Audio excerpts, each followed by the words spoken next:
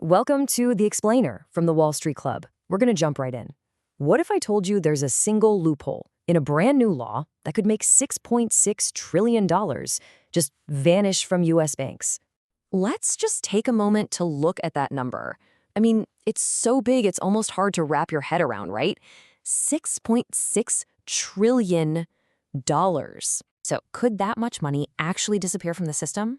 Well, that's not some hypothetical. It's the exact question a really powerful group of U.S. banks is putting to Congress, like right now.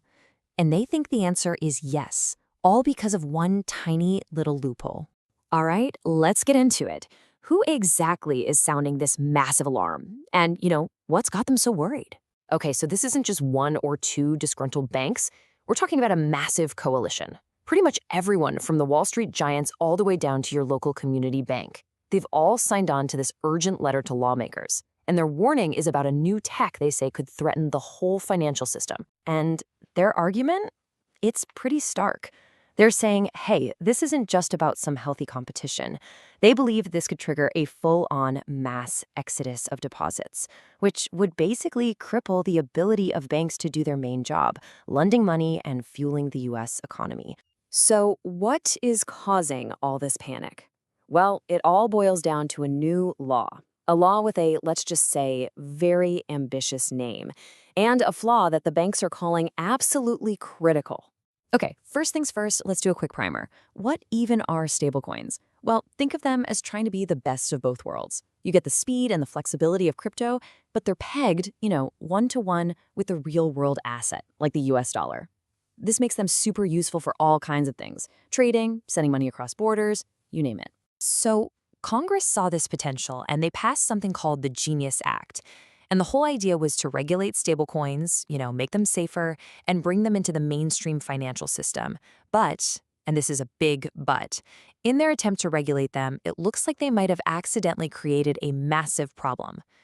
And here it is. This is the loophole. The law is actually really clever and super specific.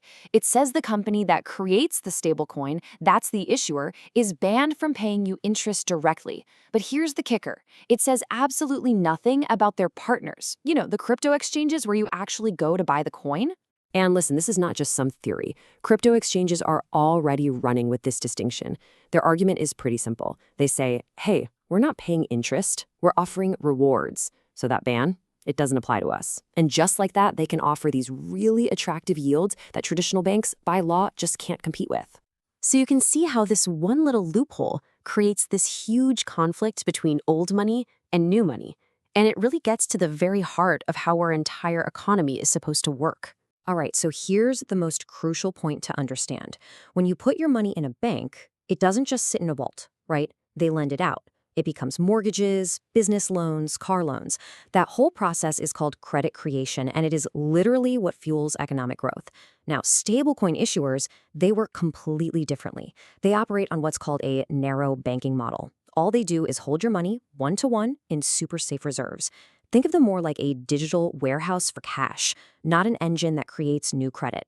And this brings us right back to the bank's biggest fear. I mean, think about it. If crypto exchanges can offer way higher yields, why would you keep your money in a savings account earning next to nothing?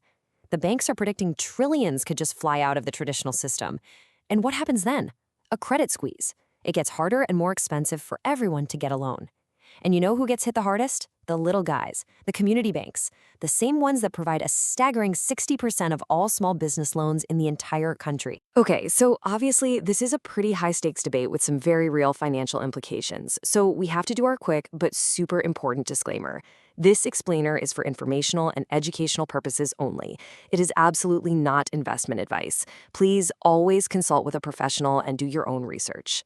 All right, now let's get back to the global power play that's really behind all this. Because what's so fascinating is that this isn't just some domestic squabble between banks and crypto companies. No, this is way bigger. This is about America's economic power on the world stage. So you're probably asking yourself, wait a minute, why would U.S. lawmakers ever pass a bill that could potentially destabilize their own banking system? And that is a great question. To get the answer, we have to zoom out and look at the bigger picture. For a while now, the U.S. dollar's dominance as the world's go-to reserve currency, well, it's been slowly slipping. And here's the thing, top US officials have been pretty open about their strategy here. They look at the future, they see that money is going digital, and they believe that regulated dollar-backed stablecoins are the key. They see them as a crucial tool to project American financial power deep into this new digital age. So when you look at it this way, you can see two main strategic goals. Goal number one, make the digital dollar the default currency online, the easiest one to use for everybody everywhere that reinforces its global dominance. And goal number two, and this is kind of the genius part, the law requires stablecoin issuers to hold their reserves in things like US Treasury bonds. So as the stablecoin market grows, you're creating this massive, captive new customer for US government debt. It's a built-in buyer. So what we're left with is this incredibly high-stakes showdown. You've got the old guard of finance on one side, and then new digital disruptors on the other. On one side, you've got the bankers. They're looking at this loophole and saying it's an existential threat, something that could destabilize the whole system and starve the economy of credit. But on the other side, you've got the crypto innovators. They're saying, no, we're building something better, a faster, cheaper, more modern financial system. The banks are just scared of the competition and are trying to protect their old monopoly. So the big question is, what are we really looking at here? Is the entire US financial system on the verge of some kind of tech-driven crisis? Or are we just watching the messy, maybe even uncomfortable, birth of a brand new era for money? That's all we have for this explainer. If you want to keep making sense of the powerful forces shaping our financial world, make sure you follow the Wall Street Club channel. And if you found this useful, please do us a favor and like and share it. Thanks for tuning in.